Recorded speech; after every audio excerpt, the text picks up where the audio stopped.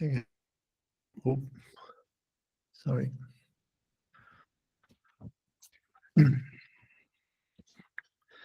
Let me check whether the recording is on, because I don't know what. Manage recording. Okay. Hello. Hey, Marcus.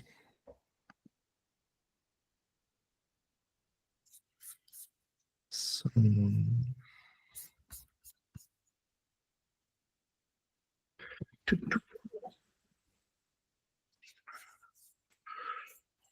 take the documents.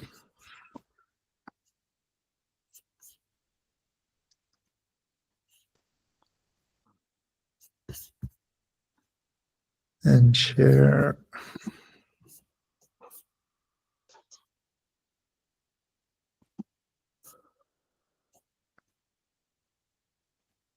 the screen.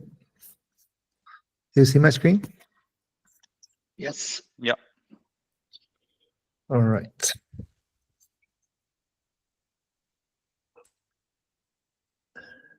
So we can start, I think, right? Yeah, thanks for joining. So this is the 18th of August for the SDC meetup. So this is the agenda that we have. So we have release content, we have logging follow-up from Alex, and then I put in this topic on linter and CI pipelines, which we brought up, and then we can have other discussions or other items if need be. Any other topics we need to add? Do we need to discuss anything on config-diff again? Yeah, maybe we should. I think one of the name, I think, is probably. Oh. Yeah, we should probably change the name, I guess, right? That's probably, but okay, maybe some other stuff. Yeah. Anything else so far? We have the issues that. Do we need to Do we need to discuss any of the issues or open PRs? Anything which we can quickly bring to an end, or? Yeah, but let's start with the release content because we decided last week that this was our first topic that we wanted to bring up all the time, so that we are all aligned on what we are working on. Yeah. So yeah, so let's start with that. So release content. So there was the discussion. I don't know who brought up deployment manifest as extra role binding. Yeah, this was me. When deploying with Flux, we saw that there was an extra role binding, which has the same name as a cluster role binding and no namespace, so it failed the Flux deployment. But I think we spoke about this some time ago as well, and I don't know where it is that we have to remove this extra one. I believe it's the same bindings as the cluster role. It's just there are two. One is a cluster role binding, and the other one is just a role binding. So I think that the role binding was not needed anymore.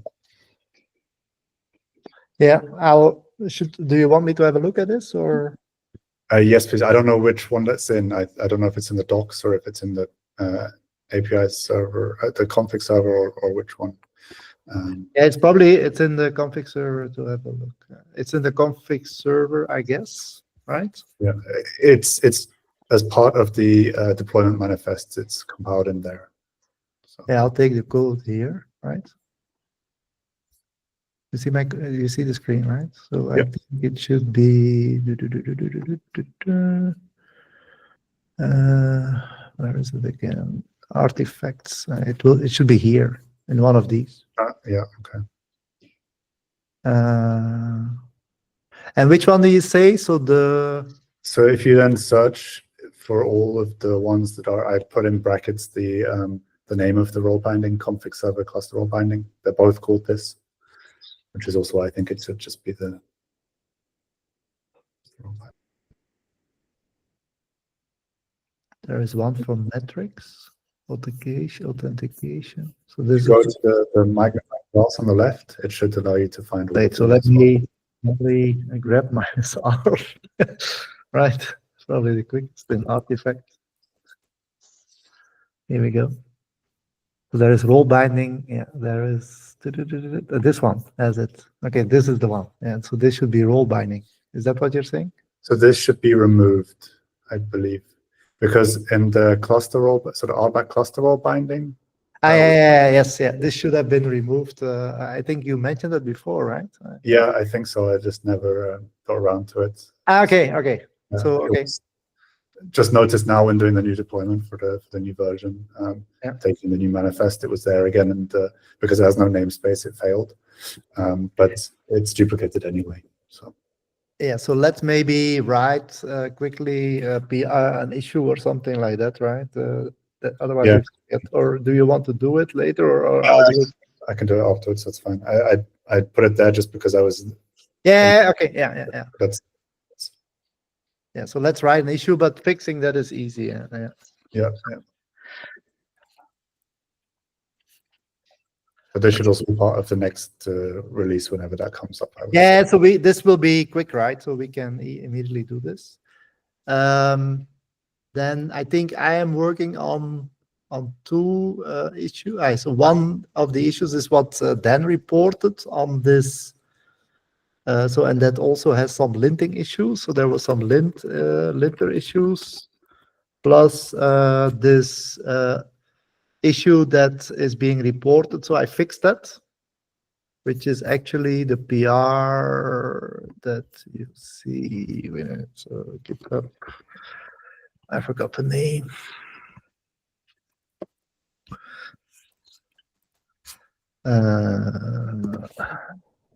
Wait, sorry.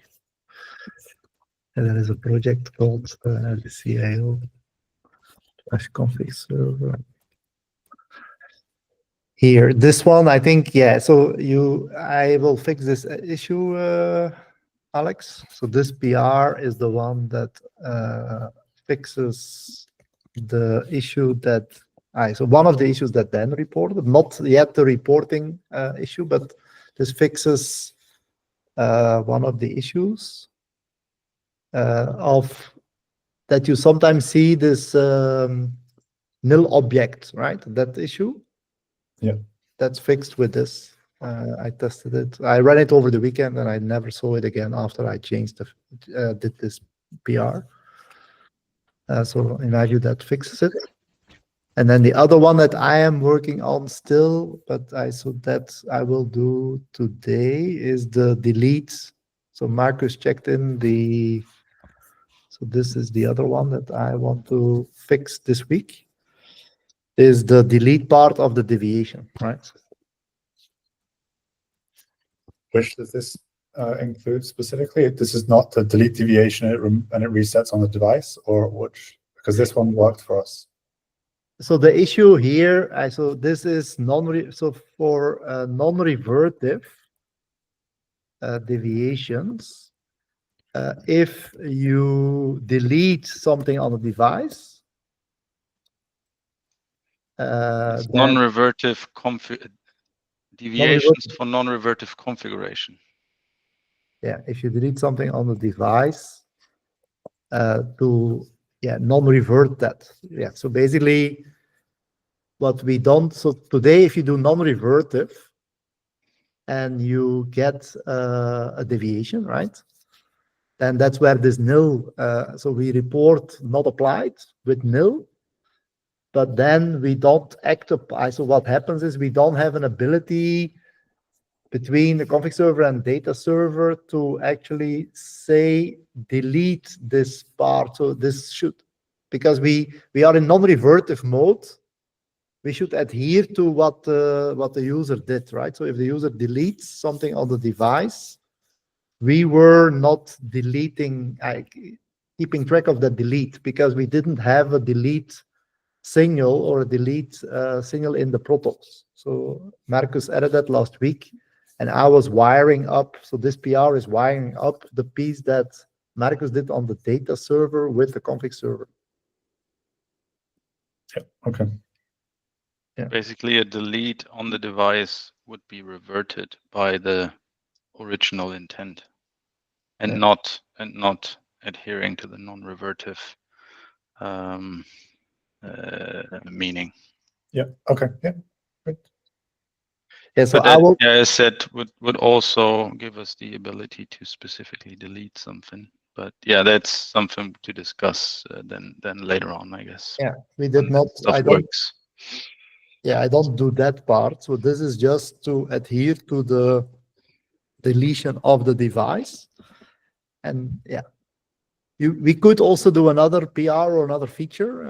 I think it's more a feature where you could basically delete a portion of the configuration.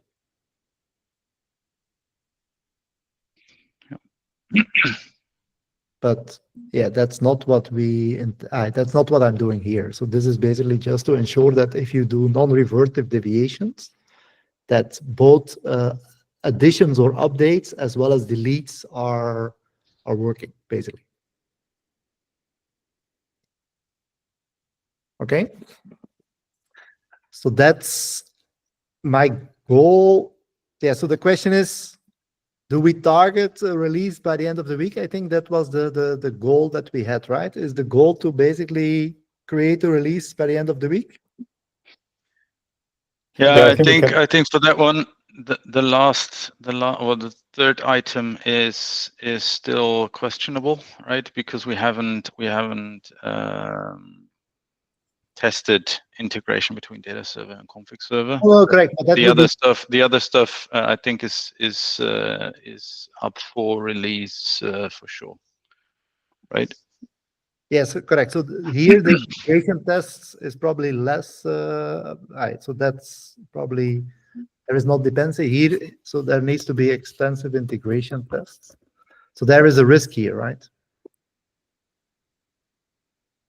Required plus to be updated, right? There is some risk associated here, right? But if we can do it, we do it, right? Not? That's my take. Yeah, for sure, for sure. Yeah. I'm just saying, like, if we set these three items up for as part of the release, then the third one would be something that could push out the release date. So, and I think we discussed that last time. So, the third one is not necessarily part of the next release. That's all I'm saying. Yeah. If it works, if integration tests work, then fine, it's in there. Otherwise, we'll release the first two. Okay. Correct? Yeah. Sounds good. Yeah, the other one that I wanted to also have a look is actually this is also part of the release. What I noticed is that our linter CI is not running. There's no linters running in our CI path. I think Severin added one on config server, but I don't see them either on data server nor on any other repo. They are not there. So in my view, we should add that ASAP.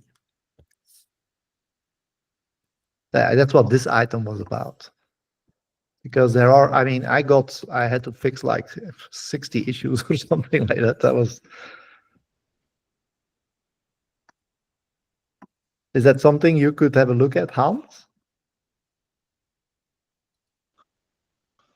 Yes, I'll take a look at it. We should create an issue or something. I mean, Severin did it on the config server 1. And I think it's good because you actually get a bunch of issues. And probably we should also have a look at the makefiles, right? Because you should run them local, right?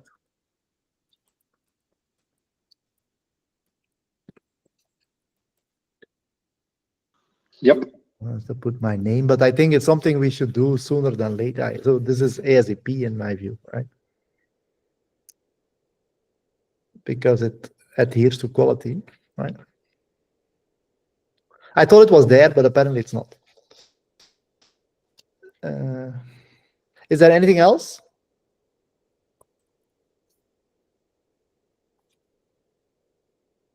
Okay. If not, then we move to the next topic. logging? Yeah. Alex? So I looked into this a little bit more. Last time we spoke about it. We spoke about it being what backend to use effectively, right? Whether we would use slog or zap and so on. I looked into what is done in config server, and I see config server has actually both zap and slog in there. Yes. But there is a conversion between slog to this logger, so logr.logger interface, which means that all of the kubebuilder, controller, runtime libraries, and so on, these use the logger.logger interface. Yeah. So we can convert the slog into a logger.logger, and then we can remove zap dependencies. This way we have slog universally as sort of the library or the runtime for the logging, and still use the logger.logger interface for the contract between the user and the software or the code for each of the functions. This then, you have in config server this library that does into context and from context of slog. But it's specifically for slog.logger, not for this logger.logger, which means that if we decide, whichever way we go, we need to replace the context data for either config server or for the data server PR, this refactoring. So that the slog interface is not backwards compatible or forward compatible with the logger. These are two different interfaces, but you can make an slog look like a logger. I don't know if the same can be said the other way around. My feeling is that because the kubebuilder projects and the controller runtime and so on, these are all using the logger interface, it makes sense to use this also in our projects. Obviously, we can still choose what runtime is going to be zap or is going to be slog, but my proposal would be to go for the logger interface, as this sort of fits better with the currently out there projects, or the projects that are currently there. And what is the backward? Where is the slog not compatible with logger.logger?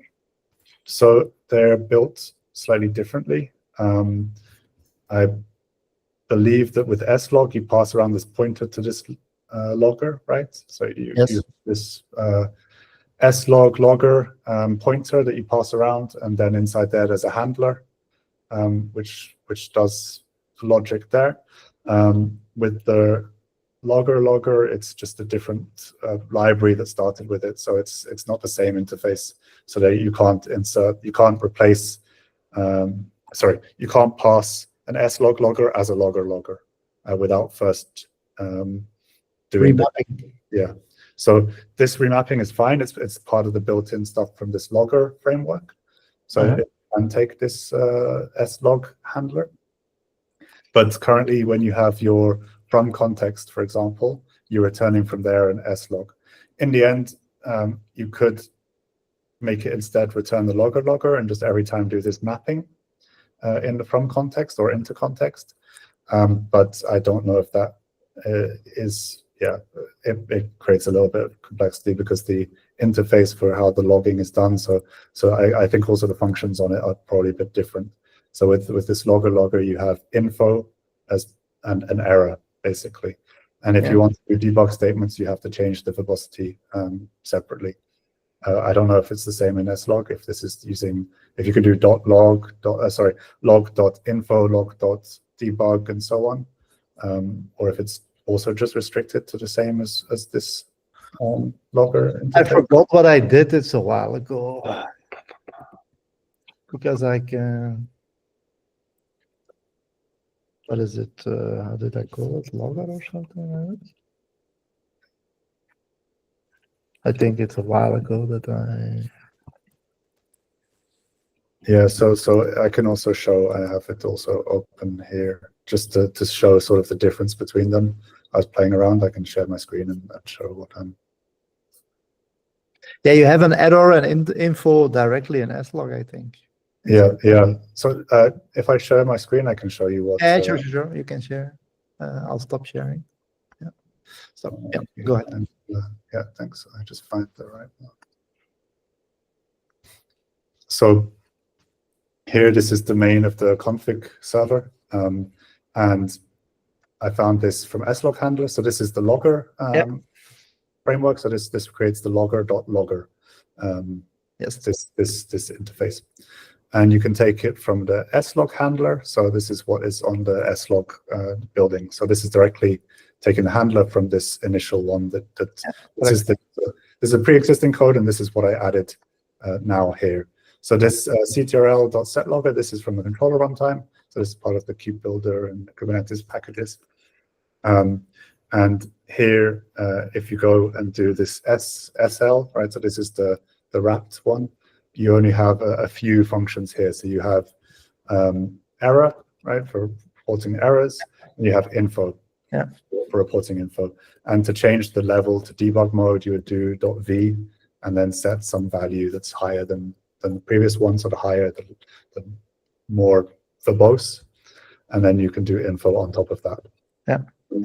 And obviously for this log, so this log is your slog one. You have debug, error with context, info, and so on. Warn as well is all separate. So it's not backwards compatible. So if you choose to go for logger.logger, then we need to make sure that we're not using any of these debug or warn functions as well. Mm-hmm. But yeah, as I said, so the reason I went to this logger interface, I'll tell you why, because it's part of main Go, right? So it's Go, it's built in Go. So there's no, it's like it's maintained by the Go community. Yeah. So for me, that means it's a first-class citizen in Go. Yeah. Yes. I mean, as the runtime, I agree, but I think that the interface from logger is being supported for a long time, as there was for some time. So in the end, I mean, you can choose whatever software you want to run. The actual logging itself can be modified, but the interface somehow has to be aligned. And for me, the logger is as aligned because the Kubernetes project uses it as well. So there, for example, this error that you fixed now with this nil watch object actually appears as a different pattern to the rest of the logging, because there were two separate loggers there, I guess, right? You had the zap and you had slog. So the logs were not consistent, or at least the output was not consistent. But the problem that you have, so the problem that we have is because, see, in data server, we don't have this issue, right? But in config server, we have this issue. That's why I use also the zap backend, right? Because the controller runtime use it. Now, I'm of the opinion that eventually Kubernetes might change. Because I imagine that they changed the runtime rather than the interface. So they currently use, I mean, this, you can see this is the controller runtime, right? They use this logger interface. I imagine that they keep this, but potentially change the way that it's printed out and so on. They might use slog instead of zap, for example, but they would still keep this logger interface. I think it would be a lot of work for them to rework it all to be into. But right now, slog. do they support slog as a backend or not? I don't believe so. No, I mean, that's why. So the reason I created the small wrapper is because of the slog backend capability. That's why I built it. But this is also possible with just this logger from slog handler. Yeah, okay, right? yeah. So this is. We have to build a library on top of it, right? Is that correct? For which part? For the logger. So this comes with the logger library already. So this is from slog handler, and this is just really. Okay, so they have a plugin. They have an slog plugin already. Yes. Yeah. Okay, because when I created it, it didn't exist. Yeah, it could be relatively new, but this Yeah, takes I created like. Yeah, but for me, I think, Alex, my view is that if there is a plugin towards the slog backend, I'm of the opinion to use the slog backend because you have better, you have the Go native performance and it's completely maintained by the Go team, right? Sure. Yeah. So, but if we have to change to the logger interface, but we can use the slog backend, then let's go with that approach, right? Because then you have basically the Kubernetes backward compatibility plus the native backend. At least that's how I look at it. Yeah, I think this makes sense. Okay, so then we should probably because we had an action which is a while ago, but we haven't discussed it anymore. So a year ago or something like that, we had this discussion, we should line up the logging stuff, right? And then I created this slog plugin because it was fairly new in Go. And I wanted to, I like the fact that you created this context, right? And then you can adhere to it. So it was very so you basically had the Kubernetes principle, but then I tried to map it into the controller runtime. I didn't succeed at the time, right? So I said, okay, but if we have now an slog, logger.logger backend, then we should follow that. Yeah, exactly. So this is exactly what this does, right? It does the bridge from slog into the controller runtime. Uses slog backend for controller runtime. So then we should. So that means, do you create a PR for this? Maybe. Yeah, I do this. Or an issue. Yeah, I do this. So I already have it for the data server. But for config server, I think we need to look into how to do it because I don't know. This from context and do context is all using this slog stuff, slog logger, not the logger. So this is something that has to be reviewed and changed, I guess. Yeah, but it's. I mean, if we create, what I'm trying to say is that if we create an issue, right, then we can. Someone can have a look at it and pick it up, and then. Yeah. I mean, for the data server, there's a PR. But for the config server, there needs to be something created. Or an issue or a PI. Maybe an issue if you create a PR if you want to do it yourself. You create an issue if we just log it as an item to be done, right? And then put a little bit of context, and then at some point someone can pick it up and implement it, right? Yeah, I'll make an issue for config server, and I then need to make sure that the one for data server is using the latest head of the code. It's a bit old now. So I need to update that as well. Yeah, that's fine. But yeah, I like. I mean, yeah, if there is an slog backend, yeah. Yeah. All right. Sounds good. Then, what else did we have? 1 second. I'll share my screen again.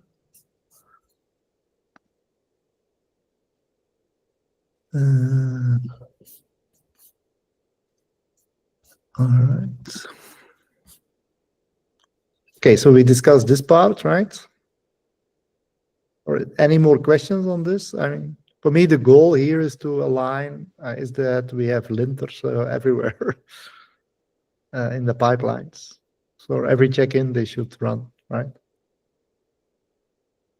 And our makefile should have them, so that we run them. Okay. Then next item is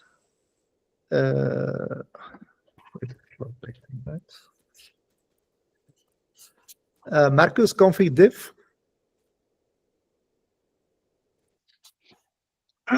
Yes. It is. I don't know. Did we showcase it? Yes, we did that, but it's a while ago. We showcased this when I was in IETF. I remember that, but we can showcase it again if you want. Okay. I think one of the things that I wanted to discuss is the name. At some point, we decided on a name, but then we didn't do anything. So, because I think, yeah, it's probably urgent to make the name known, right? We can make a bit of press around it because I think the tool is really good, I think. But yeah, let's. Yeah. So config-diff. Maybe explain first what it's doing, right? Because the name itself is a bit misleading. Yeah. So config-diff was meant to be a helping tool to load intents as we would load into data server. So Yeah. like via My view is the following: it's offline SDC. It's run SDC without having a real target. yeah, and all the Kubernetes backend and so on. Yeah, correct. Without Kubernetes and stuff like that. So that's how I look at it, or how I try to explain it to people. So what we had called workspaces before is now config-diff target, right? And oh Oops. boy, no one's seen that. No. Show T. So I do already have a couple of targets here. So we needed the schema to do all the validations and that kind of stuff, and then the configuration intents and also running configurations that we were able to load, and then you would go with the config command, and then you would have the blame, as we've shown at some point. You always need to give it the target that you want to blame config for, and then you would get the blame for the entire config. Or what's new now is you can also limit the path for the config snippet that you actually want to see, right? So Ethernet name, let's look at management 0, and then you see just management 0 and like where, like from which intent this config is coming from as the highest priority. Yeah. There's also config validate that didn't change, so validate router 1. So maybe for people on the call, is what is actually happening is we create a target, right? Which it's like you create a context that is representing a device, right? So a target is the naming that we have in SDC for that, right? And then what we do is we have a schema. So we assign a target to a schema the same way as we do in SDC. So here you have to do it manually, right? So you have to map it yourself, right? Because there's no discovery and stuff like that, right? And then what you do is you add config. So you have a running config and then like config snippets. So the same way as you would do when you run SDC in the Kubernetes cluster. And then you can do validations, you can do diffs, you can do blames. So the idea is, and then you can also diffs, I think, and then you can spit out JSON or XML. So the idea that we had with this tool was to so there is some people who actually have already deployment tools, right? So they have tools, so they don't use SDC, but they actually would like to have the input represented in the format as they would go to the device. For example, if you have a Netcom device and you want XML, so you can actually print that in XML, or you want the JSON or JSON ITF, so we do that for you. So the idea is actually to also have SDC as a capability, because what's happening in the data server, it's kind of full Yang validations and stuff like that. So I see people either using SDC as a whole to do the full deployment and everything under the sun, but I also see that some people just use it to actually run it as validate their templated configurations. And you can run it what I call offline mode, and then they actually run it either before they move it to SDC, or they use another tool to actually transact with SDC. So that's kind of with the other environment. So that's kind of what this thing is about. I don't know whether there are any questions for people, but yeah, I just had a quick question. Just wondering if you just want to use it for the validation against the schema part, do you have to also add a running config Is that always mandatory, or is that optional? If you don't care about doing a diff, for example, you just want to do the validation. Running is optional, but in the schema there are all these must statements and so on that refer to other nodes within the configuration tree, right? So in many cases it's not enough to just throw in that bit that you're changing, but you would, like, in the schema, have references to other stuff, right? So if you set up a network instance, for instance, you would also assign network interfaces, right? And then they would point to the interfaces part of the tree, and there they must exist, and so on, right? So it kind of makes sense to load the running as well. Yeah, I see what you mean. Yeah, it's clear. Yeah. Or a base config, right? Or there's another way of doing this, is like you have a base config that you load, right? Yeah, I mean, there is running is kind of a special one, right? Because we treat running in a specific way also in SDC, right? Because we need to differentiate like what's actually running on the device and what is new additions and so on, right?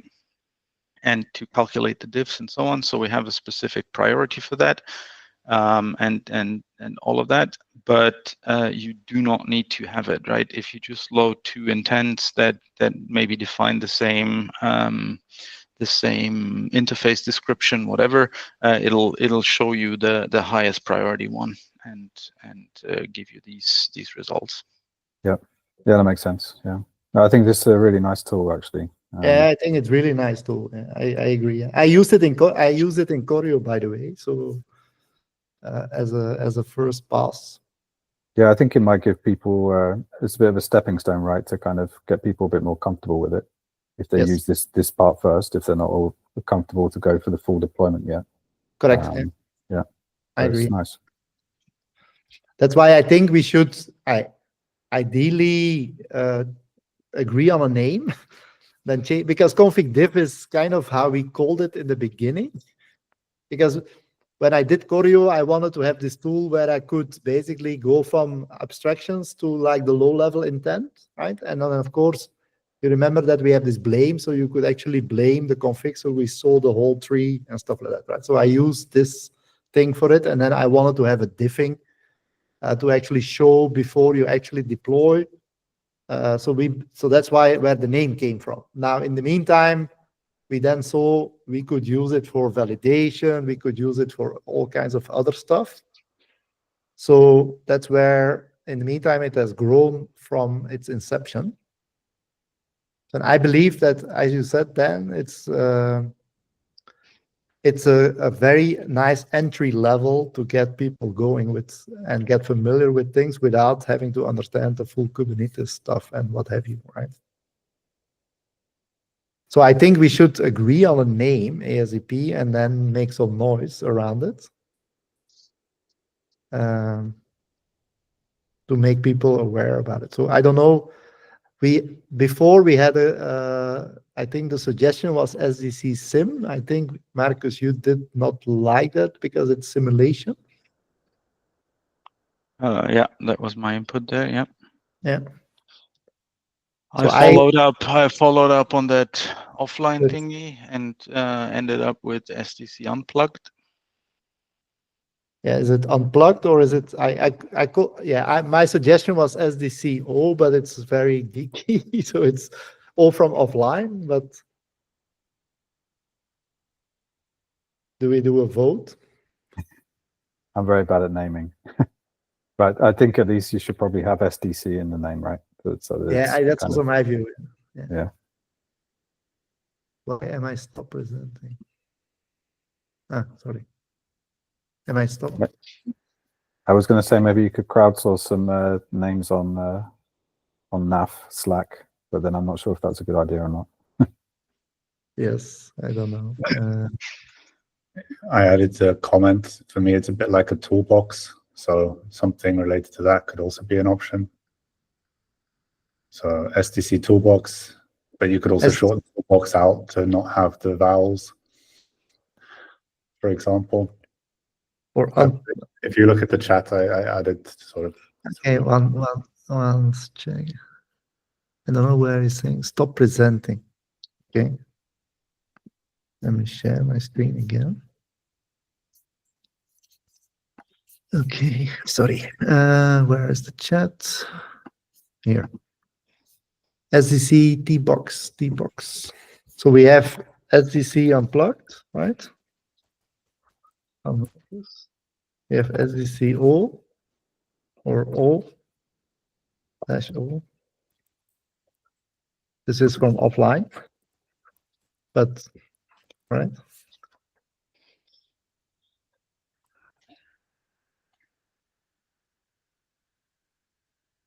Do we do a vote? A poll? We can do a poll on the Discord, right?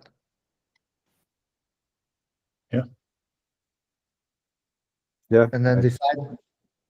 maybe you can also just ask for some input on Discord. See if anyone comes up with anything. Yeah, correct. So yeah, correct. So we do a poll, right? And then we because Fabian he did SDC sim before, right? And then that was Fabian's input, I think. Okay, let's do a poll and then. But I would like to decide on the name by the end of the week if we can, right?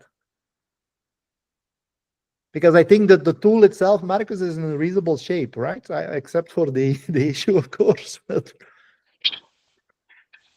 Don't tell me. My question is more: do we want people to experiment with the tool? In my view, is the question, Yeah, or start experimenting? And I think the answer is yes. I am assuming, or not. Yeah. Yeah, I correct. mean, So, Alex and Fabian have. I think you both have taken a look at it, right?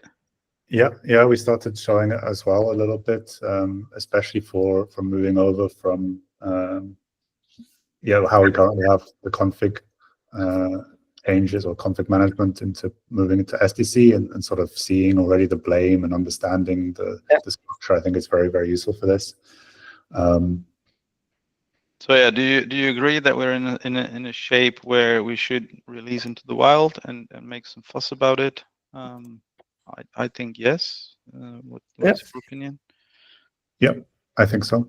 I think maybe people on the call here, like Evgeny, I don't know if you can try, or Florian or Dan, if you could have a look, it would be great to get your view before we do some splash. If you have the time, I don't know whether you have the time, but it's actually fairly straightforward to do. Yeah, I can take a look. So there is. Sure. So there is GitHub, I think, if you want to look at it, and I think there's also some documentation in the meantime, right? SDC.io, and it's at the moment it's called config-diff, right? So here is, and so here there is a README, right? So I'll put that in the Slack. And a README of how to install it and do some exercises, so you could. Now, of course, if you run as is, that should all work. You could also probably do some stuff yourself, right? Yeah.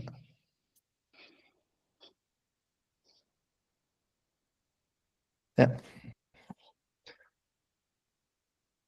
So that kind of,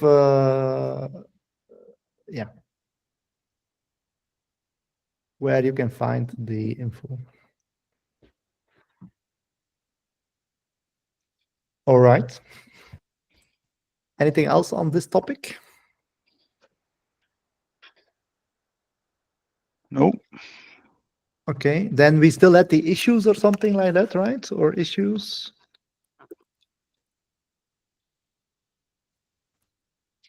I think then you reported an issue that your deviations are flipping, right? So there is a. Yeah, so I rebuilt my local environment with the latest versions of config server and data server. And I noticed that around every 30 seconds or so, which I guess times up with the Report. sync. I was noticing that the deviations would drop to 0, and then on the next poll they would go back up again to 700 and something, and it kept happening. So yeah, I didn't see that before on the previous version. I don't know if it's something to do with my local environment. I didn't get much more time to kind of look into it in detail. And are the deviations the target related ones or the config related ones? Yeah, I only have target related deviations at the moment. Yeah, I didn't try to make any config. And you have no config. Okay, so maybe I should. Oh no, there's. I only have a small config intent, just a small snippet, which, if I remember rightly, adds just a VRF, I think, to the leaf switches. Yeah, so this is what I have, by the way. So I'll show you what I ran. Wait, I'll go here. The way I test it always is I just do a watch, you see? I just watch, because here, if you see a change, you should get an update. So if this is stable, nothing changes, right? Yeah. And then I have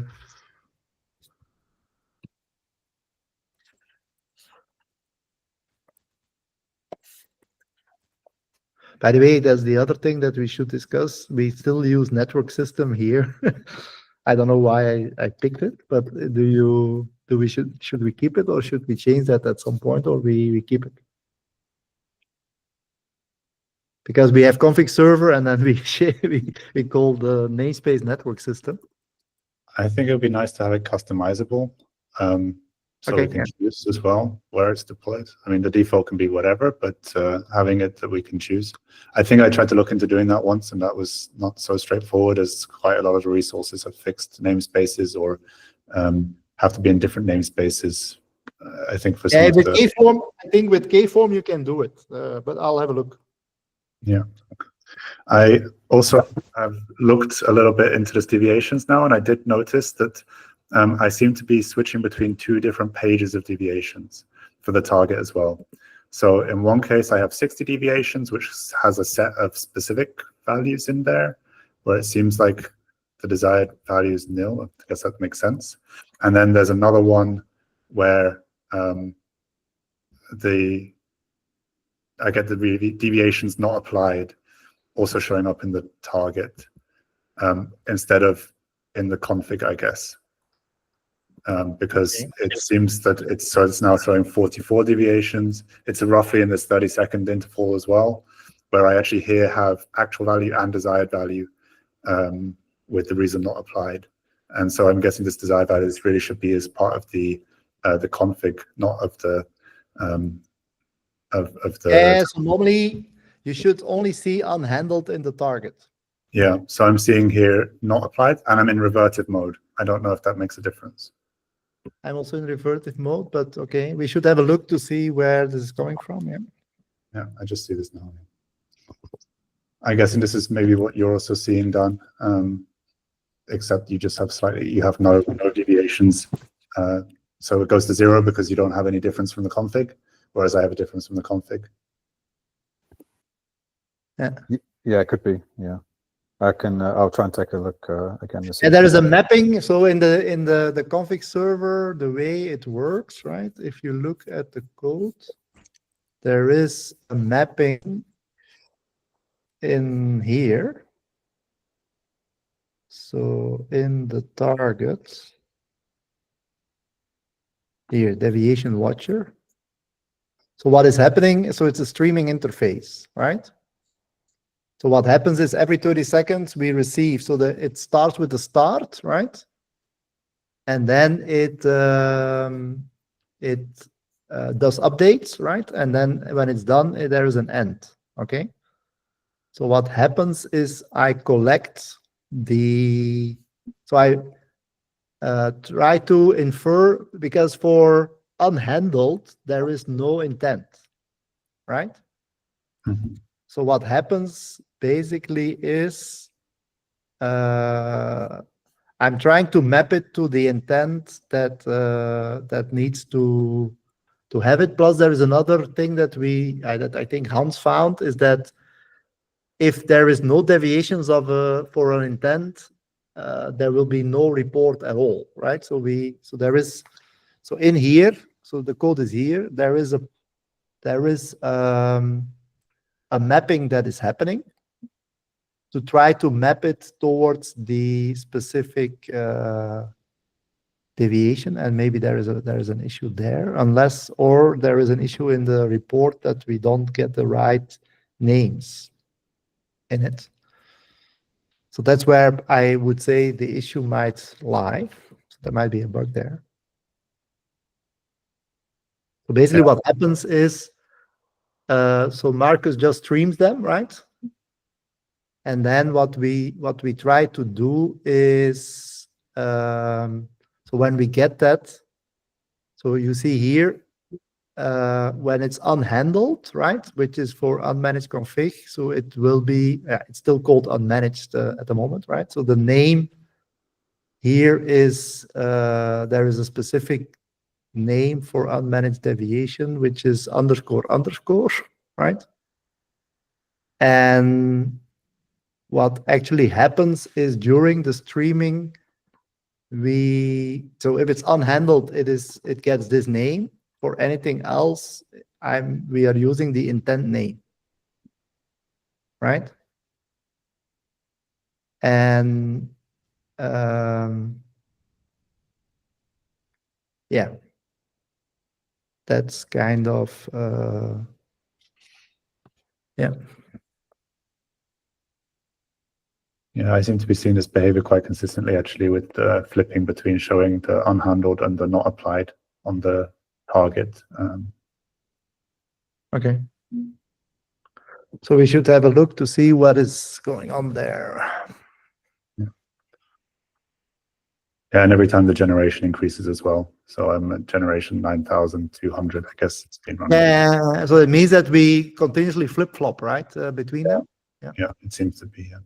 Whereas it should be going towards the config, not the... Yeah, because the config seems to not have any... Actually, I don't see the config deviation actually existing at all.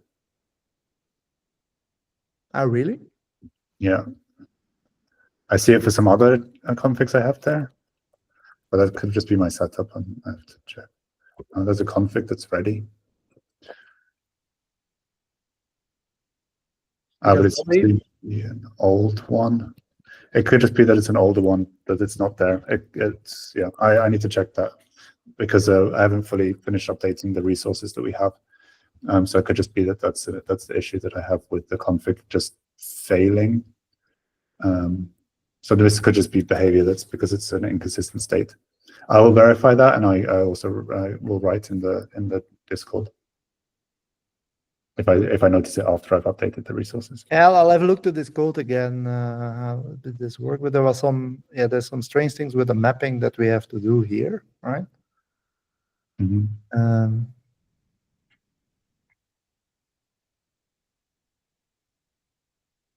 Okay. I have a look and I report back as well. Yeah. Okay.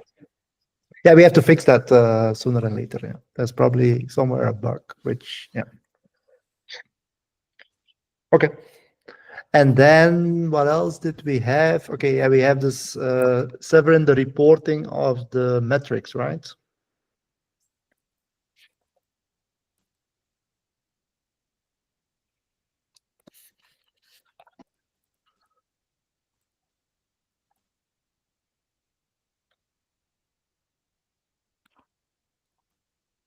This is for Severin.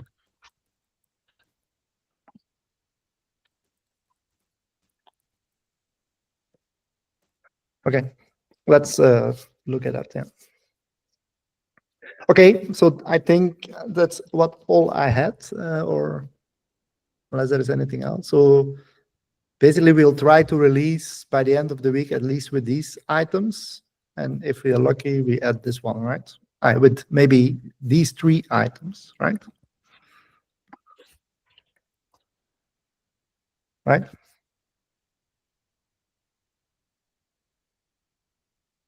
All right. thank you.